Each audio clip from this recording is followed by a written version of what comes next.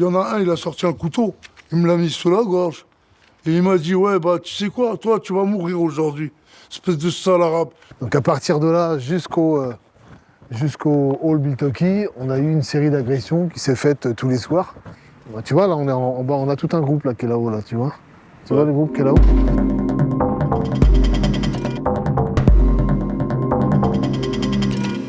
Il faudra encore un peu de temps pour bien réaliser ce qui s'est passé pendant ces 2 semaines. Je sais pas si on se rend bien compte de la météorite qui nous a frôlés. Parce que si beaucoup s'inquiétaient de la menace potentielle pour la liberté qu'aurait pu représenter un succès du Rassemblement national dans les urnes, certains ont déjà fait l'expérience physique de ce que ce pourrait être.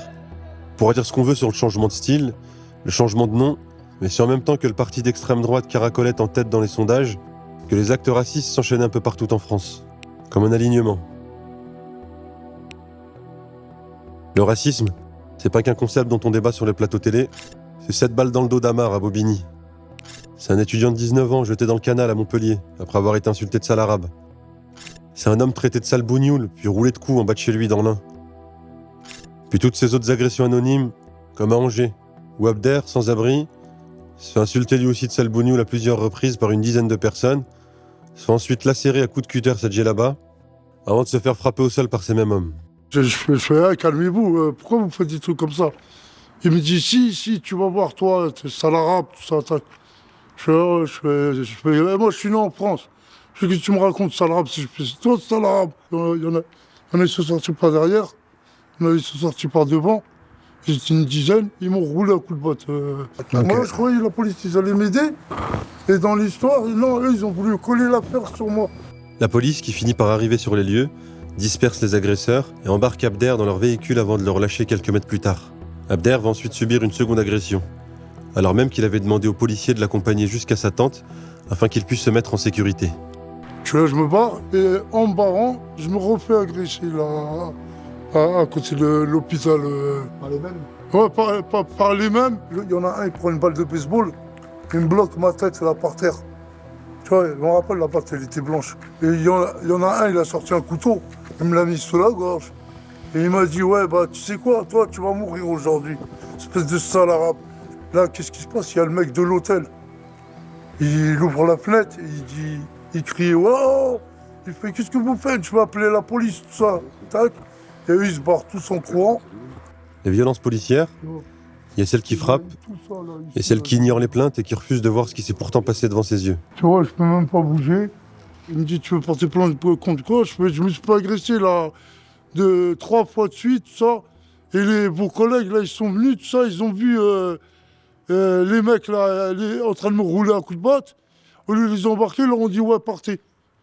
Et là, on m'a dit, ouais, nous, on veut bien prendre la plainte, mais seulement contre X. Je commence à contre X, vous les avez vus. Vos collègues, ils ont vu c'est qui? Contre X. Ça m'a contre X, comme ça, il n'y a rien. C'était là, en gros, on ne sait pas c'est qui. Si je passe te voir, t'amener un petit truc, ça te gênera pas? Non, merci beaucoup, tout ça. Wallah, merci bizarre, tout ça. C'est normal, moi, je veux juste... C'est comme ça. Là, on va passer tu vois, de temps en temps. Je veux juste t'amener mes médicaments, là, parce que j'en peux plus, on va la raser, tout ça. Ouais, antidouleur, je vais te passer ça. Abder courbe un peu le dos et appuie sa main sur sa côte pour calmer la douleur. Il a refusé de monter dans l'ambulance qui était venue pour l'emmener à l'hôpital, parce qu'on n'a pas voulu qu'il monte avec son chiot. Celui qui doit ramener des médicaments, c'est Jamel. Il est bien connu des petites milices fascistes d'Angers, parce qu'il a eu à se défendre quelques fois de leurs attaques. Dans les années 90 déjà, il était chasseur de ski avec son grand frère et une bande d'amis à lui. Aujourd'hui, il continue de combattre comme il peut la progression d'actes racistes dans la ville. Depuis une semaine, cette série d'agressions a lieu quasiment toujours au même endroit, près du château d'Angers, monument de l'histoire médiévale et symbole important des groupes identitaires de la ville. Ces agressions sont presque toutes survenues vers 2h du matin, l'heure à laquelle nous proposons à Jamel de nous mener sur place ce soir-là. La fachosphère, ici, chérisse ce patrimoine et cette histoire d'envahissement, de colonisation, de croisade. Donc c'est vrai que c'est... C'est ici qu'il y avait lieu les dernières agressions aussi. C'est ça, depuis une semaine, au moment des élections, après les européennes, législatives. Donc à partir de là, jusqu'au hall Biltoki, on a eu une série d'agressions qui s'est faite tous les soirs. Donc sur ce chemin-là, on est dessus. Donc si on ne peut pas faire le lien avec des organisations connues, des groupuscules, des milices connues comme étant des organisations de fachos, si on ne peut pas faire le lien, tout cas, ce sont des agressions à caractère raciste, puisque les personnes se sont fait frapper pour ce qu'elles étaient, et en l'occurrence, les insultes parlaient d'elles-mêmes. Donc potentiellement, on a... tu vois, là, on est en bas, on a tout un groupe là qui est là-haut, là, tu vois. Tu vois le groupe qui est là-haut? Donc potentiellement, en tout cas, si diverses agressions ont lieu pendant les élections, je pense en tout cas qu'il y a un message qui potentiellement peut être envoyé. Le groupe de personnes en haut de l'escalier n'a pas bougé, et personne n'est venu sur la place ce soir-là. Peut-être parce que les agressions ont fait un peu de bruit ces derniers jours. Jamel a la cinquantaine, il vit à la Roseraie, quartier populaire d'Angers. Militant décolonial et antiraciste, comme il aime à se présenter. Ah, parce que ça existe encore, le racisme et la colonie. Faut encore qu'il y en ait qui soient anti. Faut encore qu'il y en ait qui fassent des t-shirts. C'est temps de marcher avec un t-shirt. Ici, il n'y a pas de regard sur un t-shirt antiraciste. Au centre-ville d'Angers, il y a potentiellement des regards. Ouais, exactement, donc il faut l'assumer. Et puis en même temps, on a besoin aujourd'hui des luttes antiracistes. C'est ce qui manque dans tous les mouvements politiques. Il manque la lutte antiraciste et anticoloniale. Peut-être entraînés par la forte dynamique du Rassemblement national dans les urnes, de petits groupes identitaires deviennent de plus en plus actifs. Nous sommes entre les deux tours, et depuis une semaine, une série d'agressions ont lieu dans le centre-ville. Tout ce qui était extrême droite, ça faisait pas plus de 4-5%. Tu regarderas les résultats, mais c'était pas énorme. Là, c'était crescendo aux législatives. Et si on s'y intéresse, ouais, c'est la première fois qu'il y a 29%, je crois, ici, ou enfin plus de 20%. C'est la première fois que ça existe. Et là, on a clairement des milices. Bizarrement, on a l'impression que la police qui est si active ici dans nos quartiers, au centre-ville, elle n'a pas l'air d'être très active contre ces milices. Et donc effectivement, on a des groupes constitués qui viennent, qui cartonnent, Ça, on l'avait pas avant. Ça fait plusieurs années que Jamel milite dans les quartiers d'Angers. Il est une des figures centrales de la sociologie des populations des quartiers populaires. Celui que tout le monde connaît. La vieille dame lui demande des nouvelles de son dossier HLM, et les petits essoufflés arrêtent leur course à vélo devant lui pour lui serrer la main. C'est aussi celui qui recueille les inquiétudes d'entre-deux tours quand il se balade un peu dans le quartier.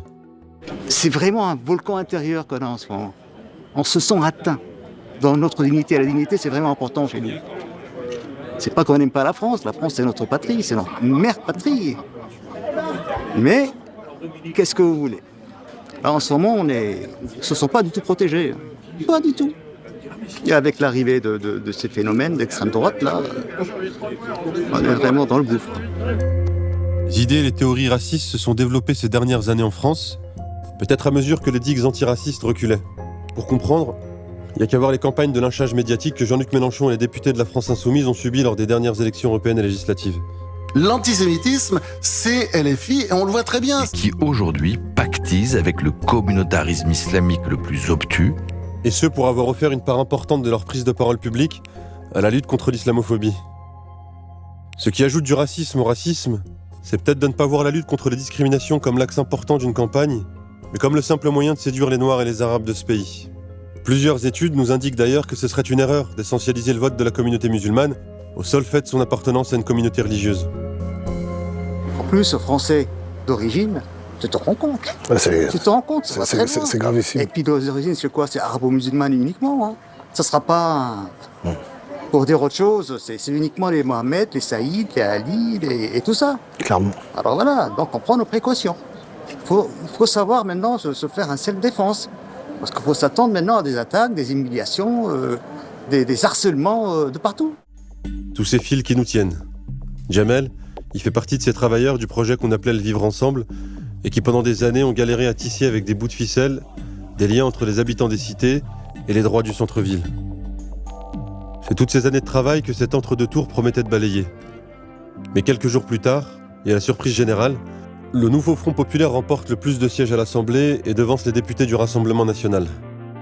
Des scènes de liesse ont eu lieu à Angers et un peu partout en France.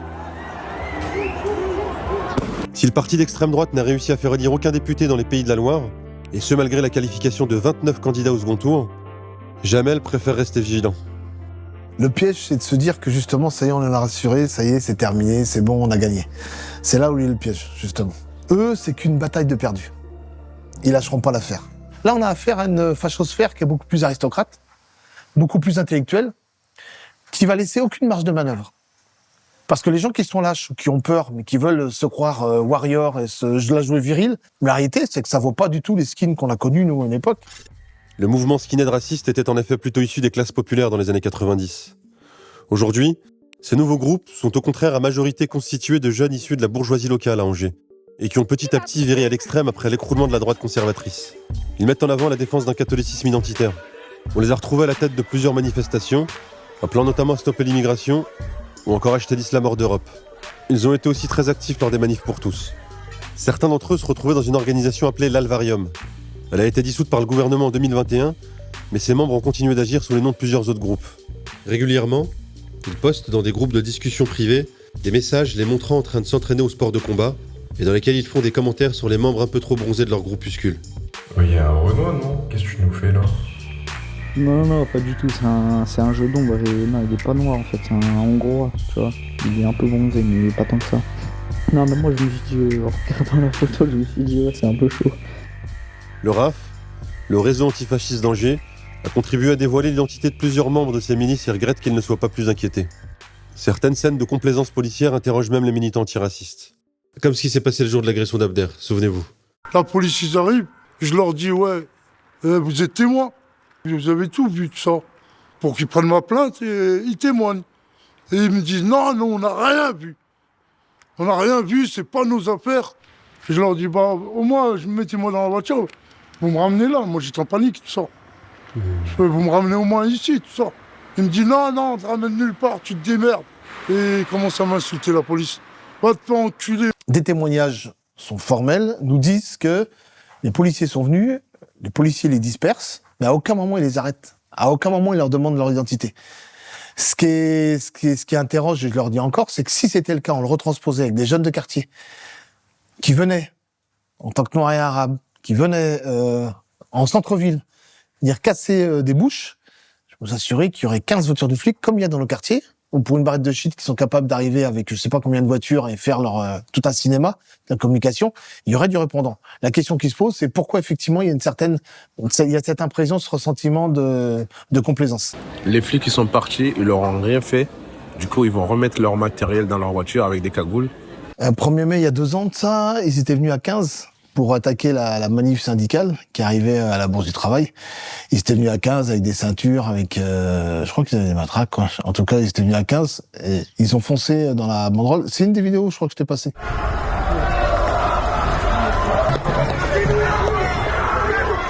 Ils ont foncé dans la banderole et là, là, il y a une réponse, quoi.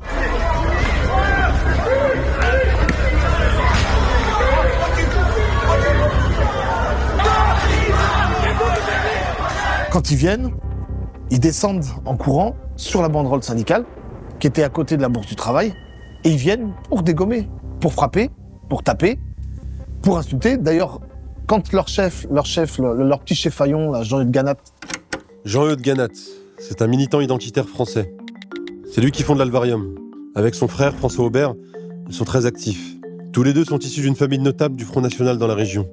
Son père, Pascal Ganat, était chef de cabinet de Jean-Marie Le Pen de 1988 à 1992.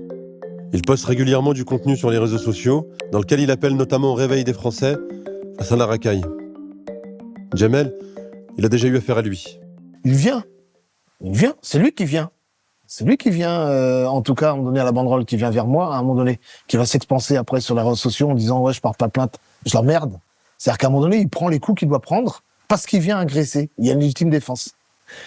C'est encore une fois la police qui vient lui sauver. C'est encore une fois la police qui vient les sauver.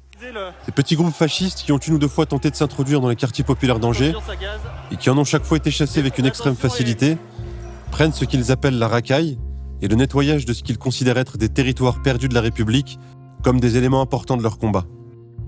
En témoigne ce texte de Génération Identitaire d'Angers, publié sur Facebook le 15 février 2017, dans lequel ils appellent à reprendre des tournées de sécurisation pour protéger les angevins de la racaille. Cet indice est important parce qu'il permet de comprendre le lien qu'il existe entre ces milices et les discours qui les précèdent sur les plateaux télé et dans certains discours politiques. Dans ces petits groupes, ne semble être ensuite que la modalité physique et agissante. Il se trouve que les quartiers populaires, ils ont pas peur. Ils ont absolument pas peur des fachos et de tout ce qui correspond à la fachosphère. Ils vivent leur vie. Pour eux, les premiers fachos, c'est les flics. C'est simple. Ceux avec qui je discute, ceux que je vois, si je faisais une espèce d'analyse comme ça, sociologique, qui ressort, pour eux, les premiers fachos, c'est l'État et c'est les flics. Le premier problème qu'ont les gens des quartiers, puisque ce serait vite réglé, c'est la complaisance qu'on a avec les flics, qui est prouvée. On voit la police municipale, à un moment donné, quand même, qui est aux abords d'une rue où ils viennent ranger leurs affaires. On a la police nationale, où on sait qu'elle les a même raccompagnés, elle les a même accompagnés dans des manifs qui n'étaient pas déclarés. Donc le premier problème qu'ont les gens des quartiers, quand ils sont en autodéfense, en légitime défense populaire, c'est les flics. Le jour de trop, ça a été quand il y a eu, pour une fois, des gens des quartiers populaires qui sont venus manifester en hommage à Naël, qui a été tué par la police. C'est réprimé très violemment. C'est une des répressions les plus violentes, directes. Je ne sais même pas s'il y a une sommation de la part de la préfecture, de la part de l'État français. C'est l'occasion pour eux, en tout cas, de venir dans les rues du centre-ville, venir casser. On l'a vu sur différentes vidéos, hein. On l'a vu en plein jour, cagoulés, batte de baseball. Ils ont été relaxés d'ailleurs. Leur prétexte, c'était on protège notre local, qui a été à 200 à 300 balles, à 300 mètres. Il y a que la justice qui a cru. En tout cas, pour les avoir relaxés, par état de nécessité. Quand ils le disent sur les réseaux sociaux, ils viennent parce qu'ils viennent cacher du gauchisme, cacher de l'émeutier, comme ils appellent. Lorsque les quartiers décident, en tout cas, d'aller jusqu'au bout en disant « ça y est, stop, on arrête là », qu'est-ce que font les flics sans sommation? Ils tirent pas vers les fachos, ils viennent pas leur frapper à la porte, ils viennent pas les emmerder. Ils tirent directement dans le tas de ceux qui viennent sans armes, dire « bon, mais puisque vous nous cherchez, on est là, on est en bas ». Et ils tirent directement, ça fait un œil en moins. Un jeune qui s'est fait justement éborgner, un autre jeune qui s'est fait fracasser le visage par un tir de LBD. Et ça, c'est l'histoire des quartiers populaires aussi. C'est-à-dire que vous ne venez pas au centre-ville. Ne venez pas pour Angers, parce que les quartiers populaires sont autour du centre-ville, ne venez pas au centre-ville. Ne venez pas manifester, ne venez pas réagir, ne venez pas prendre votre droit. Lorsque vous êtes attaqué, vous n'êtes que des sous-citoyens. C'est nous qui nous en occupons, sauf que la police ne s'en occupe pas. Donc un œil de crevé, un visage fracassé, ça veut dire beaucoup de choses quand même. C'est un message qui est envoyé. C'est un message qui est envoyé en disant « eux ont le droit de vous frapper, vous n'avez pas le droit. Et vous, on vous réprimera ». L'IGPN qui a été saisi à les vidéos savent très bien quels flics ont fait ça il y a 1 an, il y a 2 ans. Il n'y a rien, aucune suite. Tout ça, c'est pas d'hier qu'on le sait. Toute la pollution des commentaires de plateau, des politiques racistes, ces années de prise de parole publique, c'est pas gratuit. Je veux dire, il y en a bien qui payent l'addition quelque part. Khalid a la quarantaine, il sort pas de chez lui. Il tremble comme un gamin qui sèche à la piscine. Il peut plus boire un verre d'eau sans tout renverser. Son histoire fait partie de toutes ces injustices anonymes dans les quartiers populaires et dont on ne parle jamais. En 2017, il avait 25 ans. La forme, un travail. Il venait de boire un verre ce soir-là avec des collègues avant de tomber sur une bande de 10 mecs qui le traitent de sale arabe. On était interpellé par des personnes qui cherchaient une rue.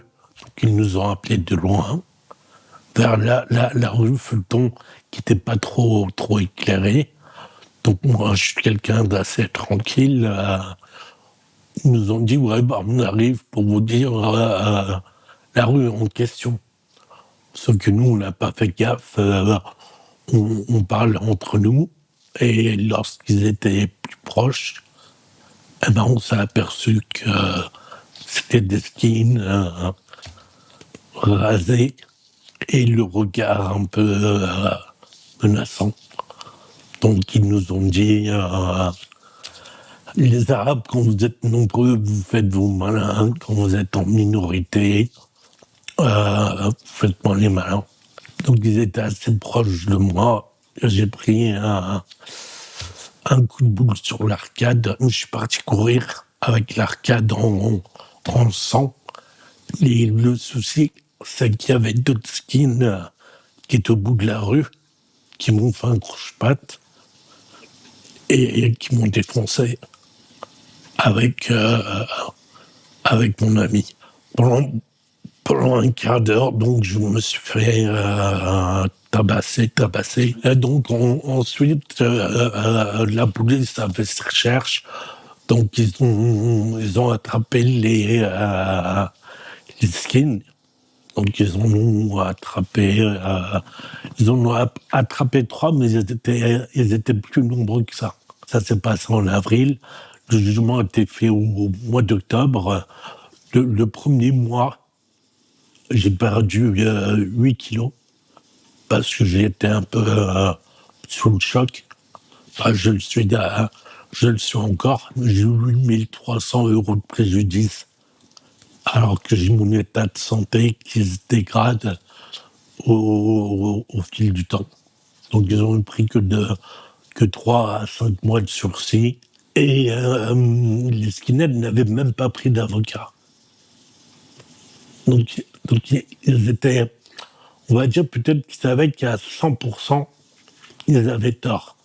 Donc même prendre un avocat, ça ne leur a servi à rien.